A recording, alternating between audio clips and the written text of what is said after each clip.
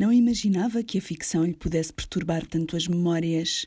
Dulce Maria Cardoso confessa que durante quase 30 anos decorou e embelezou as suas recordações para poder vir a usá-las, como o fez no livro que escreveu sobre a experiência de uma família de retornados das ex-colónias a viver em Portugal no pós-25 de Abril. Dulce Maria Cardoso refere que com a escrita de O Retorno e através das muitas reações de familiaridade de leitores às personagens e às histórias do romance, as suas memórias passaram a ser as suas e as do livro. E aproveita para criticar a ideia de perpetuarmos de forma enaltecida o passado imperialista do país, relacionando-a com o facto de não nos sabermos pensar enquanto povo. A autora de O Chão dos Pardais e do duríssimo Os Meus Sentimentos, Dulce Maria Cardoso diz-nos que a felicidade é uma obrigação.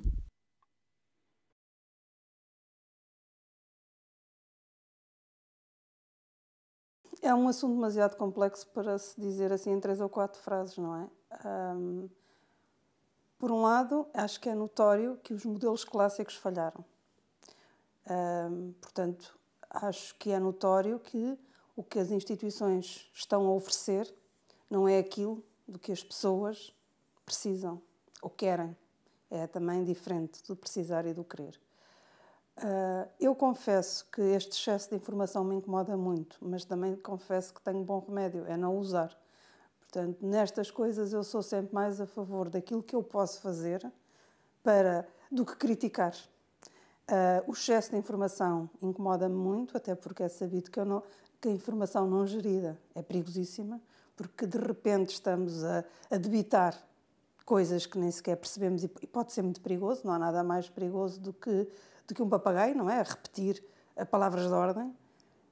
O que eu acho sempre, mas isso é uma questão de vida, de escolha, é o que é que eu posso fazer. Por exemplo, eu fiquei muito perplexa quando o Trump ganhou as eleições.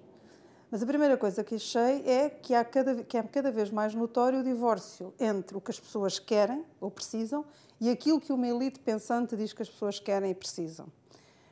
Aconteceu nos Estados Unidos e aconteceu há pouco tempo cá, com o funeral do Mário Soares, em que toda a elite pensante tecia imensos elogios ao pai da democracia e as pessoas no Facebook ou nas redes sociais diziam, não maioritariamente, mas uma larga percentagem mal do Mário Soares. E a afluência ao funeral, que foi pouca. Nunca houve um funeral de Estado para se poder comparar, mas quer dizer, mas houve do Álvaro Cunhal, por exemplo. Bem, sei que há mobilização comunista, etc. Mas o que acontece é que aquilo que nós pensamos, em geral, e quando eu digo nós, estou-me a incluir nessa elite pensante, que não gosto, mas que digamos, por decorrer da profissão, tenho que me incluir nela, não é? Não posso não me incluir. Estamos muito divorciados e também ponho este plural, que eu espero não pertencer assim tanto, mas também sou parte do problema. Estamos divorciados do que as pessoas querem, do que as pessoas precisam, do que as pessoas sentem, do abandono que as pessoas sentem. E, portanto, o que o Trump fez não só foi conquistar cada caso a caso, mas foi dizer em voz alta aquilo que as pessoas dizem, aquilo que as pessoas pensam, mas têm medo de dizer.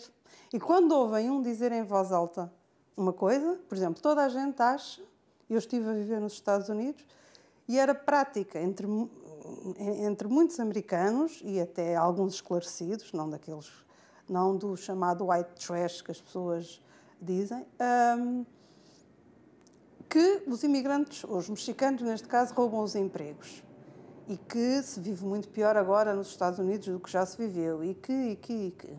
O que o Trump foi dizer, mas as pessoas tinham vergonha de dizer isto. Os mexicanos devem ir para o México, as pessoas tinham vergonha. O que o Trump pôs um altifalante a dizer, imigrantes vão embora. E aquelas pessoas que vivem muito pior agora do que viveram os pais, e esse é o nosso fracasso, é quando nós falhamos, é porque as gerações futuras vão viver pior do que as outras, não é? Portanto, nada tem de bom. Dizem, é isto mesmo. Portanto, Agora, o que é que se faz com isso? Continuarmos a falar uns com os outros e, pior do que isso, criarmos um efeito terrível de anestesia, que é, nas redes, agora começarmos nós a brincar e a inventar factos, portanto, a usar as armas do Trump e ficarmos confortavelmente sentados nos nossos computadores a fazer bonequinhos e a ridicularizá-lo. Ele agradece tudo isso. Ele agradece muito. Ele e todas as pessoas como ele. Porque enquanto nós estamos distraídos e a brincar e a tornar tudo uma gracinha, eu sou muito contra o que se vive neste tempo, que é um imediatismo em que toda a gente tem que ter opinião logo, e depois a ditadura do humor, em que tudo tem que ter graça. Estou muito maçada disso. Penso que os humoristas deviam fazer uma manifestação. É porque toda a gente tem que ter graça, toda a gente tem bonecos, toda a gente tem isto. E o Facebook e as redes sociais levaram isto à exaustão. Tornaram isto impossível. Eu que gosto muito de me rir e que tenho ataques de riso, e agora fui a Bruxelas com o Valério, entrei no elevador e tive um ataque de riso perante uma pobre belga que deve ter ficado a pensar que eu tinha saído de um hospício. Mas eu que sempre gostei muito de me rir e que acho que tenho sentido humor, eu estou cansada de tudo ser um motivo de riso e ter que ter piada e temos que falar com piada. Estou cansada mesmo.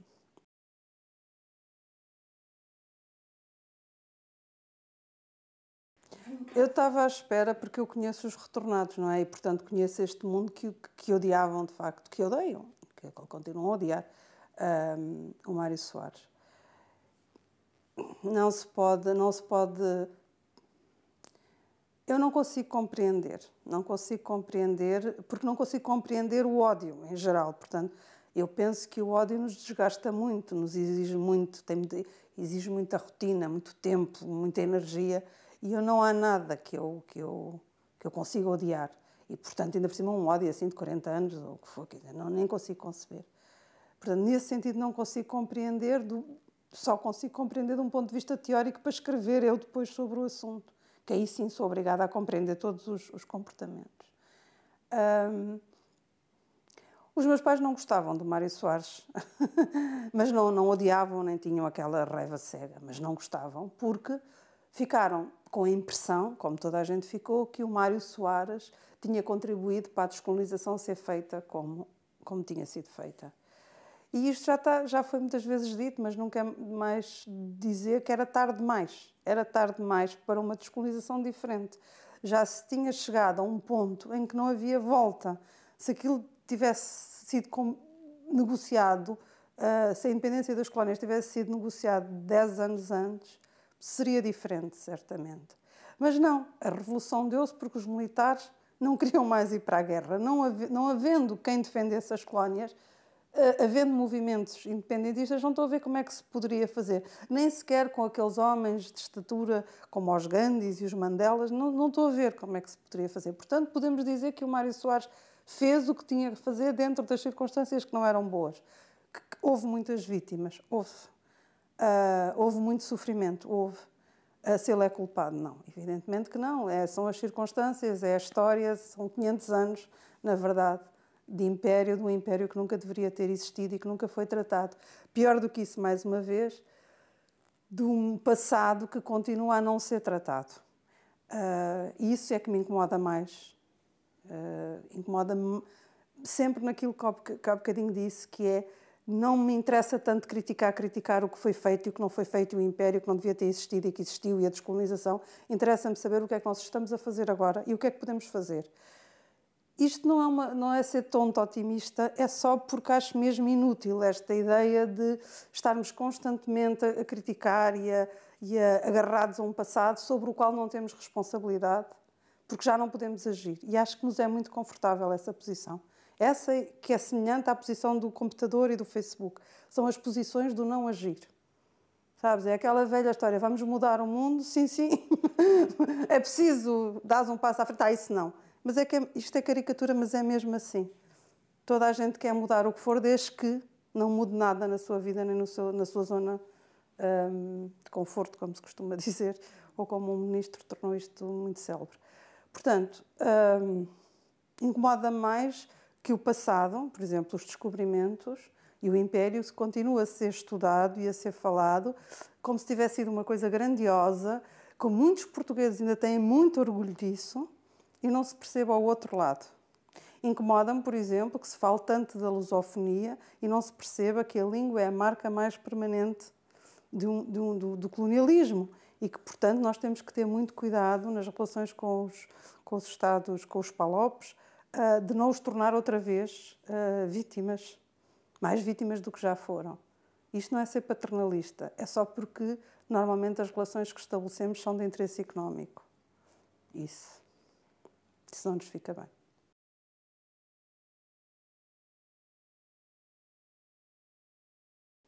As pessoas, quando sofrem muito e acham que há um culpado, em geral o tempo não apazigua, aumenta. Porque à medida que tu vais envelhecendo e perdeste a qualidade de vida, vais culpando mais a pessoa que achas que é culpado. Por exemplo, se um retornado aos 40 anos já odiava o Mário Soares, aos 80, que vive pior, que tem mais dores, que precisa de mais dinheiro para medicamentos, ainda odeia mais, porque diz, eu não estaria, aqui neste frio pelo menos, se não fosse ele. Portanto, isso para mim acho compreensível. E até acho assim espantoso que tenham conseguido educar famílias inteiras, porque há filhos e netos de retornados que nunca tiveram nas ex-colónias e odeiam igualmente. Isso é que é verdadeiramente espantoso, como é que se pode transmitir, como é que se pode educar uma pessoa num ódio. Isso é espantoso, mas faz-me a mim ter a noção que ainda preciso ter mais cuidado com o que ensinamos e como educamos, porque, de facto, é muito complicado desarmadilhar as cabeças das pessoas. É muito complicado, porque os factos estão lá e pode-se explicar, mas uma vez que há uma ligação afetiva àquela verdade, por isso é que é a questão da pós-verdade, uma vez que há uma ligação emocional àquela verdade, é quase impossível retirar a pessoa daquela não-verdade.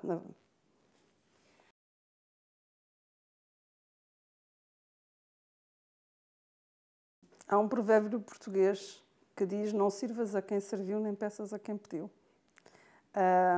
Isso explica muito, e acho que é português, mas podia ser francês, inglês, etc. Não é essa ideia de que porque tu passaste por uma situação vais ser mais tolerante, não é verdadeira. Pode acontecer ou não acontecer. O que eu acho que as pessoas eu não quero acreditar que as pessoas sejam assim tão más e tão pouco solidárias e tão pouco empáticas. Eu acho que as pessoas têm muito medo. Têm muito medo. E o desconhecido é sempre assustador. E, portanto, um refugiado é assustador, porque não é de cá, evidentemente, por isso é que é refugiado, porque vem de outra cultura, etc, etc. E porque vem com a possibilidade de roubar os recursos que são escassos, os empregos, as mulheres. Os retornados, por exemplo, era uma questão económica, mas também era uma questão, eu acho que muitas pessoas de cá, muitos portugueses do continente, ou da metrópole, como se dizia na altura, a raiva maior que tinham aos retornados era porque as mulheres portuguesas, as do continente, achavam mais graça aos retornados, passaram a achar mais graça aos retornados do que às pessoas de cá. Ou, por exemplo, as mulheres detestavam porque as retornadas usavam mini-saia e fumavam e eram mais extrovertidas. E isso, por exemplo, criou tanta inimizade como a questão do emprego ou outras questões políticas, de uns serem considerados de direita e outros de esquerda. Portanto, a questão dos refugiados é igualmente complexa, mas não acredito. Acho que, por um lado, tudo se tornou números e imagens distantes. E, ao contrário, também voltamos à primeira pergunta, eu não acho muito útil passar imagens até à exaustão do menino morto, do menino na beira-mar. Não acho mesmo, porque cria só uma anestesia. É do que agora é a seguir. Agora vai ser um menino morto, mas sem as duas pernas, para nós nos podermos emocionar. E depois não sei o que é que vai ser a seguir.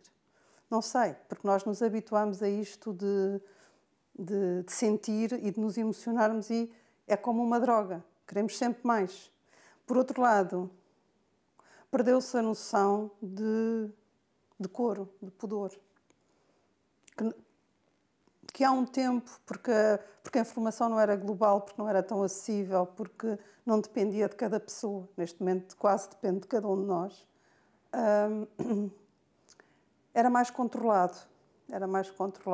E, indo para um tema que é também muito sensível e muito particular, que é o da liberdade de expressão, eu não acho que tudo deva ser mostrado. E não acho mesmo, não acho. Acho que esta coisa do é proibido proibir é muito complicada e é muito, tem muitas consequências nefastas.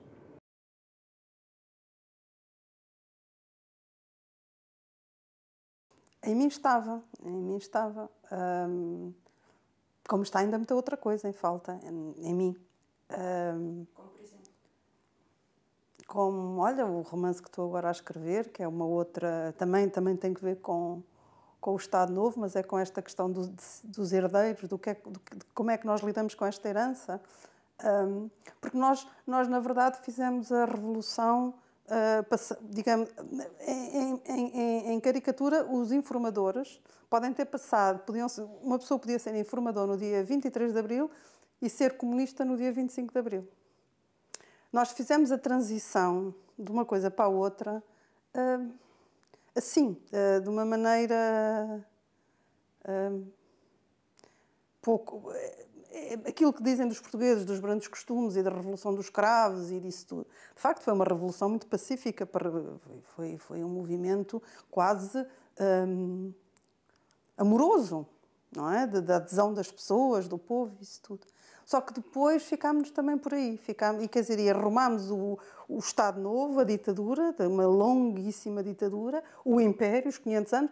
O professor Eduardo Lourenço diz uma coisa cada vez que me vê, diz, tenho que falar sobre o Império, tenho essa obrigação, como se eu fosse a guardiã, que não quero de maneira nenhuma ter essa responsabilidade. Mas depois diz-me sempre, tenho de falar, porque nos desfizemos do Império como quem se desfez de uma camisa velha. E fizemos isso também com a ditadura, portanto, fizemos isso com tudo. E só que nós somos herdeiros disso, de forma consciente ou não, não é? Uns sabem que são e outros não sabem, mas somos todos herdeiros. E não pensando o passado, não naquela coisa para ficarmos presos a ele, a dizer se tivesse sido feito assim, assado, poderíamos ter sido assado, etc. Mas se não soubermos quem fomos, dificilmente saberemos quem somos e acima de tudo, para onde vamos.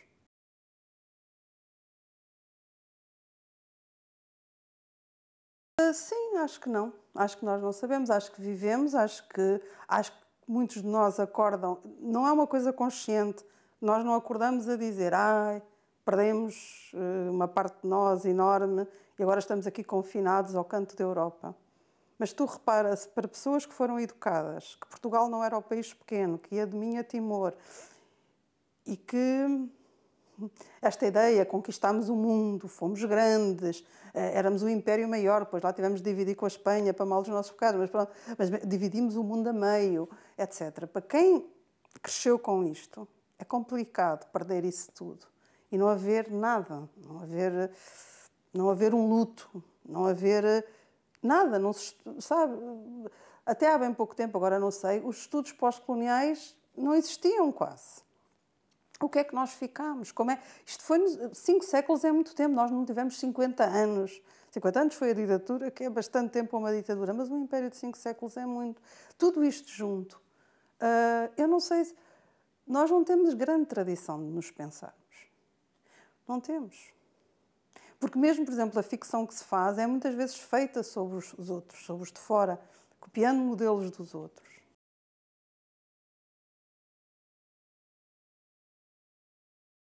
Foi uma coisa muito engraçada, que eu não estava à espera de nada. É uma coisa, de facto, O Retorno é um livro, é um romance engraçado, porque quando eu decidi escrevê-lo, eu não estava à espera de que o tema interessasse a tanta gente. Porque os retornados, lá está, não foram muito bem recebidos, não era um tema assim muito popular. Eu tinha ido para uma pequena editora, na altura a Tinta da China era bem mais pequena, ia começar a coleção de ficção, portanto não imaginava que o livro ia se tornar tão amado. Mas ainda imaginava menos que eu canto sempre a dizer que a melhor maneira de dizer a verdade é inventar a melhor mentira. Eu não imaginava, e eu escrevi um texto sobre isso que saiu na Visão, eu não imaginava que a ficção me ia perturbar tanto as minhas memórias. É muito curioso. Eu durante 30 anos, ou quase 30, eu congelei tudo. Portanto, eu decorei no sentido de memorizar e no sentido também de embelezar. Portanto, é um duplo sentido de decorar as minhas memórias para as usar. E mantive tudo numa espécie de caixa negra que ficava aqui para trás na minha cabeça, que eu raramente usava, mas que tinha pânico de a perder. Portanto, quando de repente me lembrava, já não sei exatamente o que quer dizer aquela palavra, ficava em pânico. Portanto, nisso foi um alívio. De alguma maneira, eu agora posso que as palavras se vão todas embora e essas coisas todas, porque já as escrevi. Só que agora as minhas memórias são ao mesmo tempo as minhas memórias, que nada têm a ver com as do livro, e as do livro.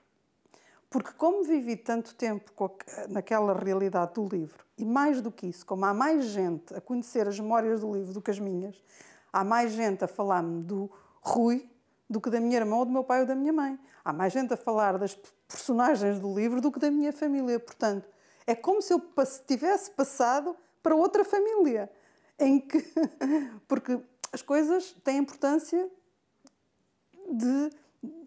ou seja, para se aferir a importância de uma coisa é perceber em quantas cabeças é que essa coisa existe. Não é?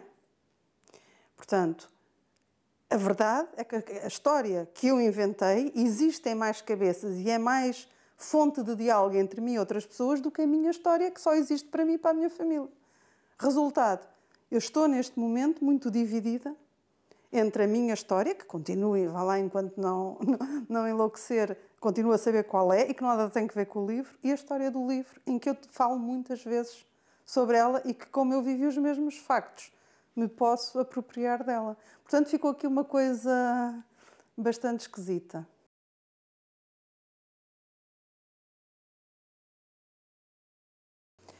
Na verdade, eu acho que uma das coisas que me interessa mais é poder experimentar tudo, em termos, ou seja, o que é que eu posso fazer com as palavras? Acho que há autores que gostam da ideia de um estilo, de serem reconhecidos. Alguém pega numa linha e diz, isto... Eu nunca me interessou. E não é...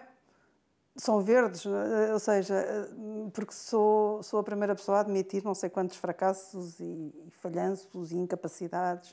Acho que nisso sou suficientemente lúcida para perceber as minhas limitações. Mas isso, de facto, não me interessa, porque me massa-me muito. Também me massa a mesma cor de cabelo, ando sempre a mudar de cabelo, não é? Portanto, massa-me imenso ver sempre uma mesma maneira de contar as coisas. Massa-me ler uma mesma maneira e, acima de tudo, massa-me fazer. Por exemplo, não estou a ver que o grande desafio formal do retorno foi poder ser aquele adolescente. Custou-me imenso. Foram tentativas, e era sempre uma mulher mais ou menos velha a escrever. Até que consegui chegar àquela voz daquele rapaz. Eu não estou a ver que eu escreva outro livro com um adolescente, apesar de me ter sido muito difícil chegar àquela voz. Porque já fiz e agora já acho que já sei como repetir. Os Meus Sentimentos, por exemplo, é um livro com um desafio formal enorme. Não tem condicionais, não tem futuros, é uma frase de 300 páginas, não tem outra pontuação que não a vírgula. Portanto, em termos formais, há ali uma série de desafios. E a própria estrutura do livro, os capítulos estão organizados para ser uma coisa até metade e depois a outra metade é o reverso, exatamente da primeira metade. Portanto, aquilo foi terrível escrever aquilo, porque eu estava tão condicionada pelas coisas a que me obriguei, que me faziam sentido no que eu estava a fazer, que aquilo era terrível. Imaginar o que é escrever, por exemplo, escrever sem futuro ou sem condicional e ficar legível e agradável é difícil. Não estou a ver que eu torne a voltar, que eu faça outra vez, porque não tenho interesse, não serve nenhum livro. Os contos, a mesma coisa. Portanto, há uma linguagem extremamente moderna passada na internet, por exemplo, porque eu também acho que a literatura é muito mais lenta que as outras artes e, portanto, ainda estamos quase no Dostoiévski, só não temos cavalos e coches porque não calha, mas quer dizer, raramente se vê nos livros, e-mails, online, chats, pessoas a conhecerem-se na internet. É como se isso não existisse nas nossas vidas e andamos todos ainda no café e, enfim... Somos lentos porque a escrita é muito trabalhosa e exige muito tempo de pensar e algum tempo de discutir e, portanto, acho que é mais simples repetirmos fórmulas. Interessa-me, quer essa, por exemplo, a linguagem rural. Eu cresci com os pais, eu nasci em Trás-os-Montes, mas por acaso vivi lá muito pouco tempo. Mas os meus pais não. E meus pais falavam, a minha mãe ainda, o meu pai já morreu, falavam como se nunca tivessem saído lá. E a linguagem rural agrada-me imenso. As expressões, os provérbios. E eu utilizo muito a linguagem rural nos contos, por exemplo, quando se justifica. Portanto, isto para te dizer, não me interessa, interessa-me o que é que eu posso fazer com as palavras. E o que é que eu conto, o que é mais eficaz. E quando eu digo eficaz, não é para agradar, eu não me preocupo muito com isso. Aliás, às vezes, pelos temas que escolho, não me preocupo muito com isso. É para mim, o que é que, se eu quero falar sobre aquilo, como é que eu faço aquilo de forma melhor para mim.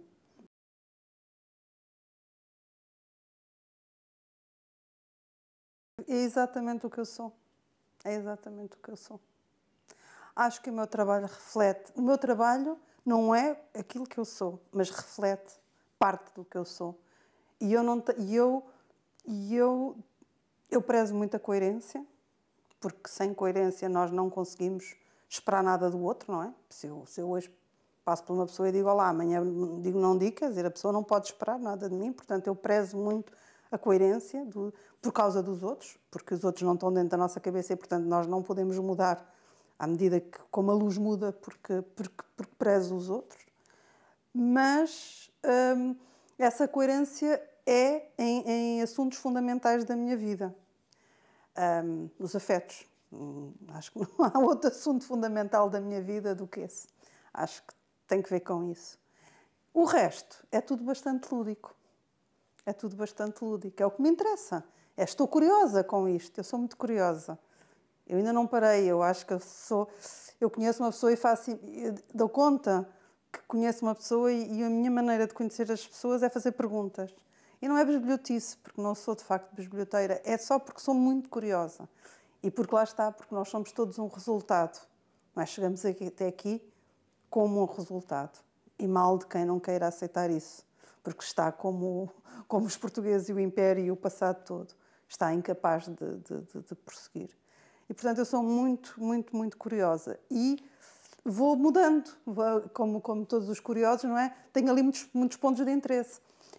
Portanto, até que dizer isso reflete a minha personalidade, reflete a maneira de eu estar na vida. Há temas que me são muito caros e que nunca me vão abandonar. São decisões. O sofrimento, por exemplo, que lá está, que tento também transportar para a minha vida sendo vegana, ou tentando ser, porque é difícil me ser, mas quer dizer, tentando ser o mais possível. E as outras coisas é quase tudo lúdico.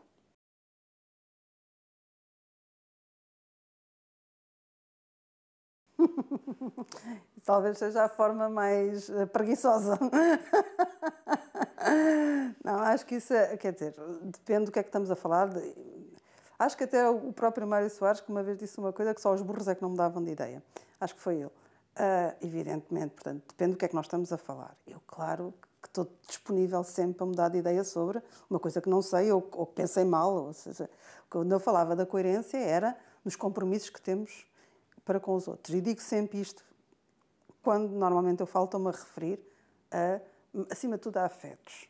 Porque linhas de pensamento são interessantes e também me dedico bastante, mas não é isso que determina a minha vida. Ou seja, não é isso que me faz feliz, não é para isso que eu vivo. É outra parte.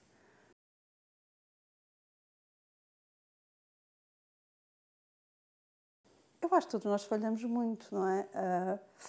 Mais uma vez, acho que admitir é só um sinal de maturidade, não naquele sentido já sou grandinha e já posso admitir, mas no sentido não tem mal. Não tem mal porque vou tentar outra vez e vou fazer melhor, possivelmente.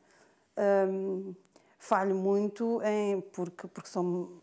porque houve muitos projetos que eu quis fazer e não consegui e que ainda tenho esperança de conseguir outros desistir e também está certo. É muito bom desistir, é muito bom saber quando desistir, poupa-nos imensa infelicidade, e eu sou muito a favor de tudo o que poupa infelicidade, portanto desisto. E depois é mesmo o próprio ato da escrita. Eu não escrevo e fica tudo lindinho. Eu corrijo obsessivamente uma frase 15 vezes. Portanto, eu quando vejo o primeiro rascunho que eu escrevo, é muito mau. Aos meus olhos, é muito mau. E faz-me sempre pensar o que é que eu ando aqui a fazer. E depois é trabalho, é muito trabalho, é muita. Há de facto aqui o meu feitio obsessivo ajuda muito na escrita, porque me permite ir outra vez e outra vez e outra vez até eu achar que já não consigo fazer mais nada. E que, portanto, me desinteresso, não é? Porque já não consigo fazer mesmo mais nada. E desinteresso-me Agora, tenho que esperar tempo para depois ver se esse desinteresse mais tarde é para deitar fora ou é para guardar. Eu preciso sempre de muito tempo, quer para escrever, quer para editar o que escrevo.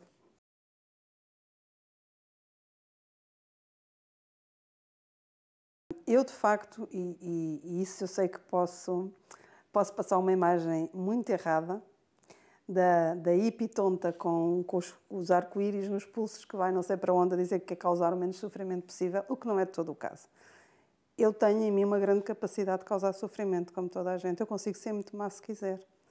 E consigo ser, de facto, até pior da que a maioria das pessoas, e há algumas das coisas que estão escarrapachadas nos livros, não é? Porque quem pensa aquilo... Quem pensa, por exemplo, as humilhações sucessivas dos meus sentimentos, tem que lá ter estado um bocadinho, não é?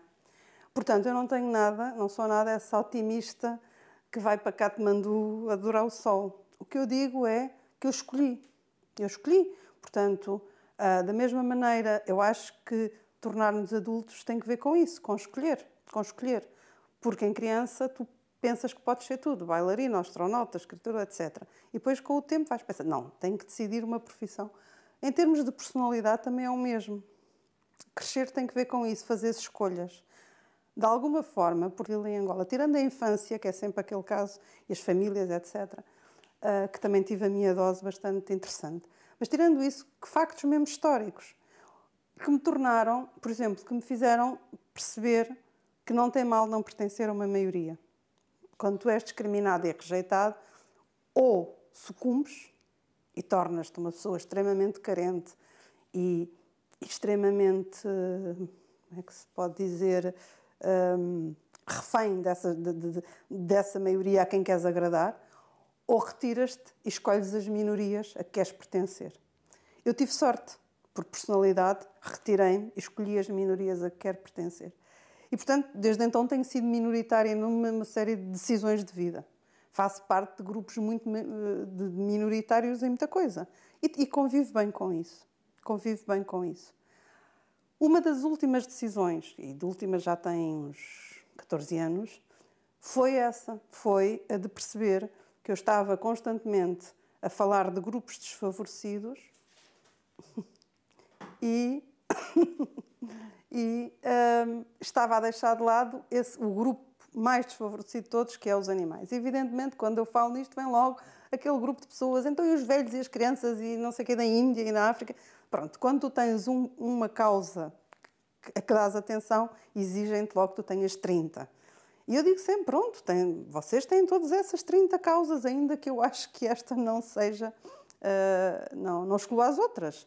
E digo sempre esta ideia, se os animais que são os mais desfavorecidos e os mais desprotegidos estiverem protegidos, claro que o velho ou a criança também estará protegido, não estou a ver como não poderá estar. Mas pronto, o que mais uma vez acredito que as pessoas se sintam postas em causa e, portanto, a ideia é, olha, faz isto, mas... E logo vem uma catrefada de coisas. Portanto, outra coisa diferente são as palavras, o humor e esta discussão recente que houve aqui por causa do livro do Ricardo, de uma entrevista, não foi do livro, de uma entrevista, e é curioso porque até esta polémica foi entre duas pessoas que eu respeito muito, que é o Ricardo Araújo Pereira e a Fernanda Câncio. O que é que eu acho? Eu acho que eu estaria no meio termo. Não concordo completamente com o Ricardo, portanto, não acho Não concordo, como ele diz, que as pessoas não podem não ter o direito de ser ofendidas ou uma coisa assim. E também não concordo com a Fernanda quando torna de tudo tão rígido que não pode haver escape. Não concordo nem com um nem com o outro. E aqui chegamos a uma coisa que é o bom senso, que é terrível o critério, porque toda a gente julga tem muito, ou o suficiente, pelo menos. Mas eu acho que, de facto, é uma questão de bom senso. Eu acho, e nisso, por exemplo, concordo com o Ricardo, que as palavras devem ser esvaziadas. Por exemplo, muitos retornados detestam a palavra retornada. A mim não me aquece nem me arrefece. É como tu dizeres cinzento, ou preto, ou amarelo. Não me aquece nem me arrefece. Quer dizer, nunca me senti ofendida.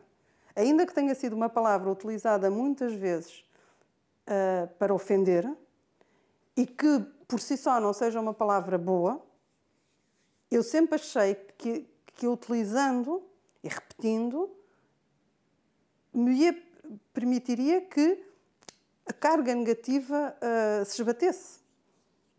E, portanto, nesse sentido, por exemplo, sou mais a favor de se utilizar. Agora, aqui uma coisa, o Ricardo utiliza isso muito bem no seu trabalho. O que estávamos aqui a falar era das entrevistas, onde ele diz. Do ponto de vista teórico, ou seja, do que ele diz, não enquanto profissional, mas na entrevista, há coisas que eu não concordo, por exemplo, e concordo com a Fernanda, como a lei do piropo, ou assim, só quem não foi adolescente e não ficou completamente enojado com coisas terríveis, não pode considerar que aquilo não é ofensivo e que não pode ser traumatizante numa rapariga que está a crescer. Portanto, nisso não concordo nada com o Ricardo. Portanto, digamos que como a realidade nunca é preta ou branca, há híbridos e quer dizer, acho que terão os dois razão, quanto a mim, em algumas partes, e eles não concordarão comigo nesta parte que eu concordo ou discordo, evidentemente, com eles.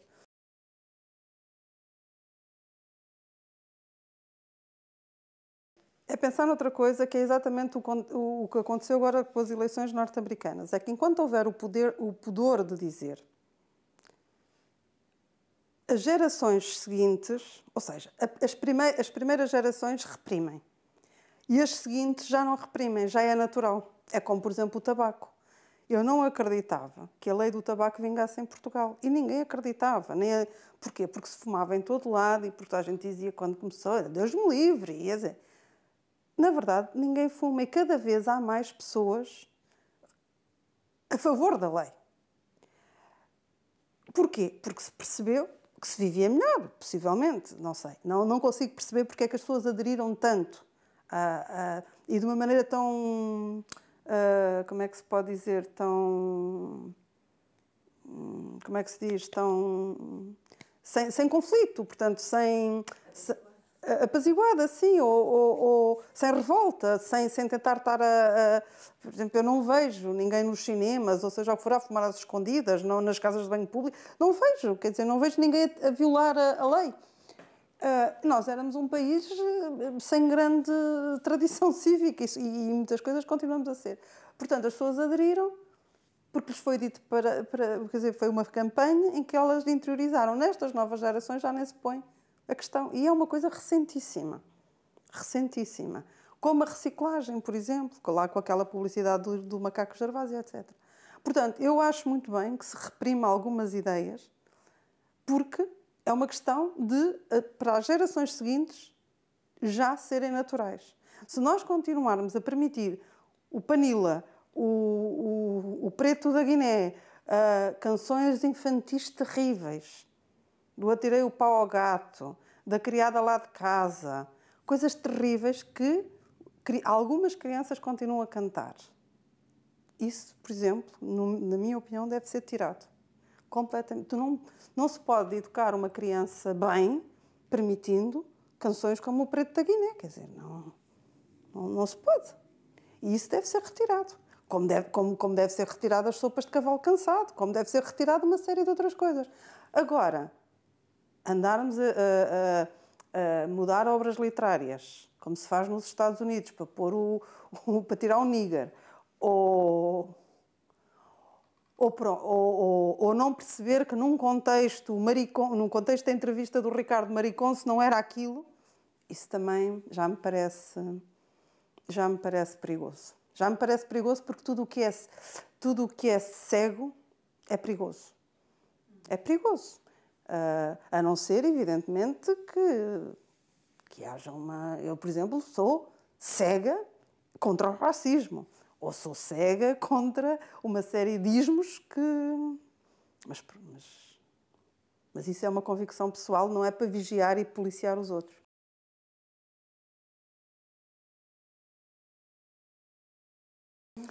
Mas isso é uma interpretação, pode não ser isso. Ela pode não ter morrido, aquilo pode ser realmente a viagem da Dora lá com o namorado para a estalagem. Portanto, eu quis deixar aquilo em aberto. Há essa interpretação, que é a tua, e que eu sei quer dizer, contei com ela, mas também contei com outra. Portanto, eu não decidi se a Violeta morria. A Violeta é tudo o que é uma mulher politicamente incorreta. A Violeta é uma mulher muito gorda. É muito engraçado perceber isso, por exemplo, porque muitas pessoas me perguntaram, por exemplo, quando fui à França, o livro foi muito bem recebido lá, e havia pessoas zangadas quando perceberam que eu era magra, e pior, de que eu nunca tinha sido gorda. Porque é aquela ideia de que tu só podes escrever sobre uma coisa que foste, ou que és, ou conheces. Também agora há esta coisa terrível, que também tem que ver um bocadinho com as redes sociais, que é o de estar sempre à procura do autor na obra. Isso é terrível. Isso mata qualquer ideia de literatura. Porque é uma opção do autor estar ou não estar na obra.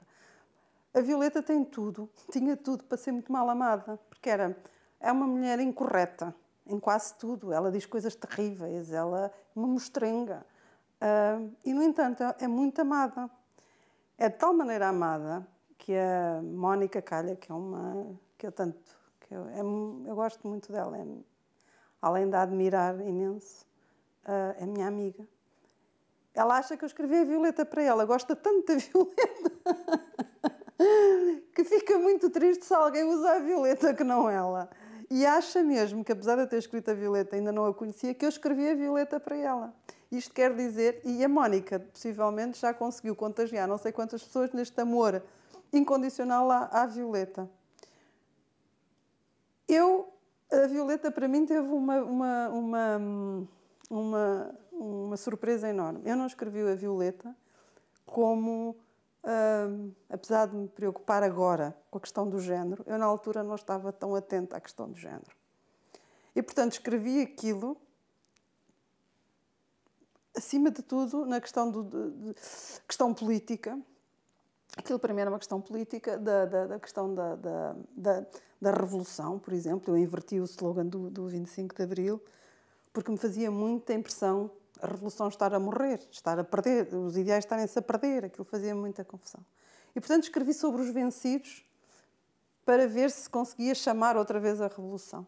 Mas a Violeta impôs-se como uma questão ali como uma guerreira na luta do género. E isso é muito engraçado, porque os livros de facto fogem-nos e as personagens também.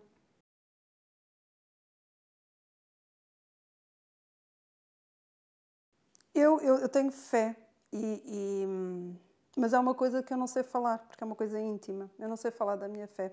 Já várias pessoas me perguntaram isso em entrevistas e eu não sei falar, porque é como se tu me pedisses para falar do que eu amo. Se eu souber explicar, eu possivelmente não amarei, portanto, porque não se sabe, não é? É uma coisa íntima, é uma coisa que se sente. E a minha fé é isso, é íntima. Não tenho uma religião. Fui educada na religião católica, como a maioria dos portugueses, mas nem adiro à religião católica. Não vou à missa ao domingo, não faço nada dos rituais, porque me desagrada a ideia de religião e porque me desagrada a ideia de rituais, tudo junto. Agora tenho fé naquele sentido que nós não podemos ser o topo. Neste momento, se não houver fé, nós somos o topo da evolução, e eu tenho em mim uma ideia de bem que não é minha e que não a reconheço em ninguém. Em ninguém. Portanto, tem que ser uma coisa que me é exterior, porque a ideia de bem que eu tenho não é por mim execuível, nem é em ninguém execuível. Portanto, tem que ser uma coisa exterior. Por exemplo, E, por outro lado, a ideia de Deus para mim foi muito... Eu escrevi um bocadinho sobre isso no Retorno, foi muito uma espécie de prova, prova-me que existes e eu acredito em ti. E ele, de alguma maneira, provou-me que existia e eu acredito nele. Mas pronto, não é um amigo imaginário, é mais fundamentado do que isso, mas é parecido com isso naquele sentido que é inexplicável. O conforto que se sente nesta ideia de acreditar, nesta outra ideia de bem, que nos é exterior, porque eu não a reconheço em mim nem em ninguém que eu conheça.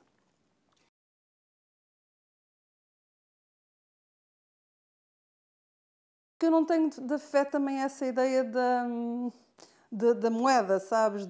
Agora vou pedir isto, agora vou pedir aquilo, agora... Não, tenho de uma harmonia e de uma ideia de que me orienta a vida. Se calhar eu sou muito sombria, sou muito negra, sou muito... Como há muita gente lendo os meus livros, pensa que sou aqui uma depressão completa, e se calhar é essa ideia que me faz preferir a luz. Como está lá nos meus sentimentos, de todos os mistérios, é o das flores que todas as primaveras renascem, da luz, e se calhar é essa ideia de que é possível esse tal bem que me é exterior, e de que é possível fazer com que isto seja melhor. Eu acredito sinceramente que é possível, que cada um de nós pode fazer com que isto seja melhor. Isso não me descansa, não me faz estar no computador a brincar, dá-me responsabilidade e angustia-me. E, portanto, isso ainda me poderia deprimir mais. Mas não, como depois acredito que há essa tal harmonia, chamemos-lhe assim, e que de alguma maneira nos vamos tocando uns aos outros, não é? Dá-me tranquilidade, dá-me paz. As outras são brincadeiras, quer dizer, são provocações. Ser feliz é estar distraída, é de um conto, é um avião que passa, uma avionete que passa com uma publicidade. Por uma razão muito simples, porque o mundo é de tal maneira agreste, não é? A vida é de tal maneira agreste que uma pessoa que se diga feliz só pode ser um tonto. Porque como é que eu posso ser feliz sabendo... Não é preciso ir à África nem à Índia, é ir aqui à frente, não é? Aqui no Saldanha distribui-se todos os dias comida, pessoas que não têm. Isto só bastava para uma pessoa minimamente empática não se poder declarar feliz. Mas todos nós temos os nossos momentos de muita felicidade, ainda bem que sim, porque a felicidade é de facto uma obrigação, porque as pessoas infelizes tornam-se muito amargas e tornam-se muito más e muito destrutivas. E não estar bem connosco é terrível, porque nos torna muito maus, muito amargos, muito... E eu não gosto de pessoas amargas, não gosto de pessoas quesilentas, não gosto de pessoas que odeiem, não gosto nada disso. Utilizo muito essa matéria e tenho personagens odiosos, horríveis. Utilizo-a, mas não gosto e muito menos gosto para a minha vida. Não gosto.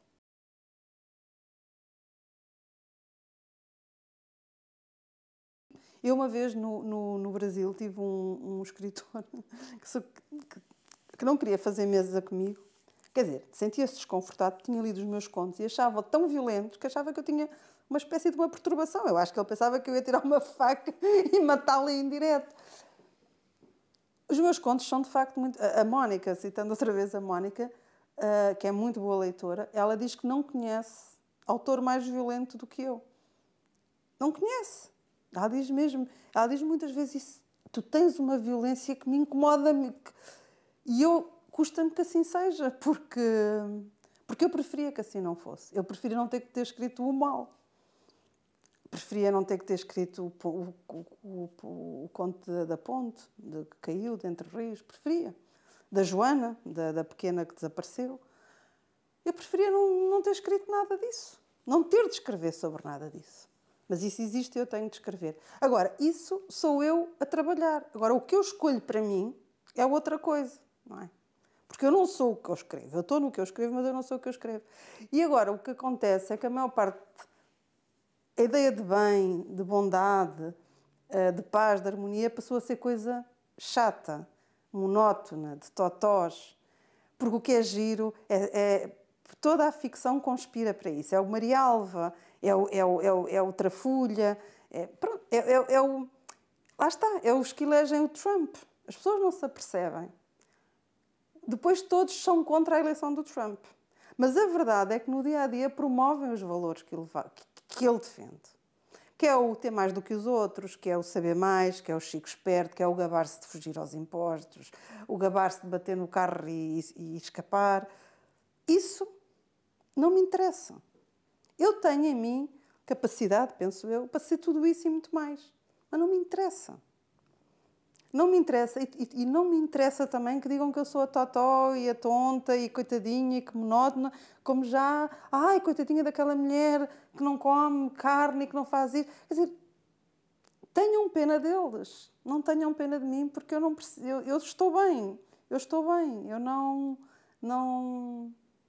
não vejo, não tenho interesse, não sou infeliz. Portanto, eu acho que cada um de nós deve cuidar. Se eu tivesse aqui a dizer, eu sou tão amargurada, porque não faço isto, porque me obriga a fazer aquilo. Não, eu estou...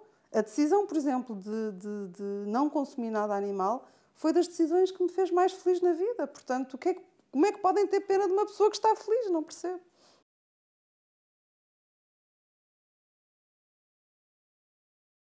Não há nada de bom em envelhecer. Isso digam o que disserem. Ainda não me não me consegui convencer disso. Agora, é a melhor das hipóteses, não é? Porque morrer, para mim, seria pior. Portanto, só não envelhece quem morre jovem. Portanto, isto é uma verdade lá para Alice. E parece-me pior morrer jovem do que envelhecer. O tempo. O tempo existe sempre, mas não é sempre o mesmo, não é? E acho que para nós mulheres envelhecer é diferente, porque temos esta tirania terrível da estética do corpo e temos aqueles lugares comuns todos dos homens barrigudos e carecas são muito charmosos e grisalhos e as mulheres é as coisas todas. Pois, mas nós fazemos isso, nós somos parte disso, eu sou parte disso, portanto, mais uma vez não me apetece muito criticar, apetece-me cada vez libertar-me mais disso. Em vez de dizer que coisa horrível, porque é que nós somos assim, é dizer como é que eu me posso libertar disso. E acho que me libertei, acho que me vou libertando ao fazer escolhas na minha vida que têm que ver com afastar-me do que não me interessa, por exemplo. Acho que se ganha muito tempo, especialmente qualidade de vida, e que tem que ver com isso, em tu não perderes tempo com o que não te interessa.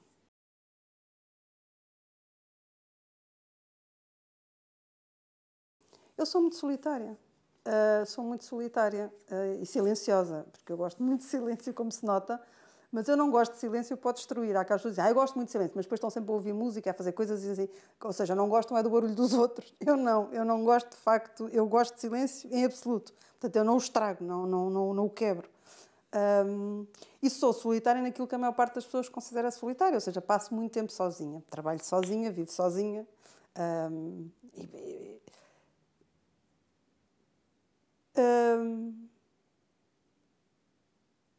Não me sinto naquele... como é que se pode dizer isto? Não sinto que ser solitária tenha que ver com o tempo que se passa sozinho. Sinto que tem que ver com não pertencer e não ter afetos suficientemente fortes que sirvam como casa. E nisso eu sou uma abençoada. Nisso eu pertenço. Eu escolhi cuidadosamente as minorias onde pertenço e sinto-me parte delas e tenho afetos que me seguram, mesmo que eu esteja na China. E, portanto, nisso não sou. Nisso até sou bastante forte. Nisso tive muita sorte, ou talvez também algum trabalho. Mas mesmo eu acho que aqui há um fator sorte. Porque mesmo que tu tentes muito, se não tiveres a sorte de encontrar as pessoas certas para construir as tais amizades profundas, não as encontras, não é? Portanto, eu acho que foi as duas coisas. Empenhei-me muito e tive sorte. E isso faz com que eu possa tranquilamente passar muito tempo sozinha, porque eu sei que não estou sozinha, não é? Não estou naquela coisa terrível de estar sozinha. Portanto, mais uma vez, é uma opção. Como qualquer outra pessoa, poderia ter a casa cheia de gente a toda a hora, não é? Qualquer outra pessoa pode. Portanto, não. Eu, por exemplo, sou muito bipolar na questão das saídas noturnas. Há uma altura que ando a sair muito, gosto muito de dançar e vou a sair. Agora ando numa fase, há um ano, uma coisa ou mais, talvez, em que não me apetece. E fico bem, fico bastante bem. Não me obriga a sair, não... Depois, se me apetecer, lá vou também. É bom.